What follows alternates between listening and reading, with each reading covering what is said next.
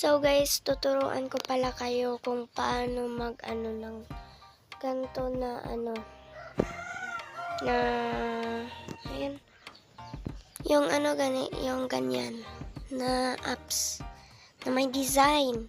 So first, pumunta kayo sa hide them. Ito. So okay, pag napindot nyo na yung hide them na apps, makikita nyo, wala po akong network, sorry. Iulit ko lang ito kung may network na ako. Ayan, makikita nyo. Click nyo yan. Tapos may makikita kayo dong download.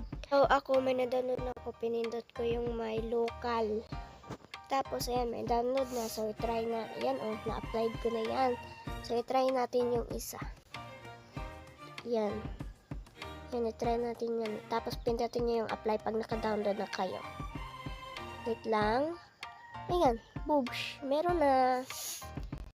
So, ulitin ko lang to pag may network na ako para ma-describe ko talaga.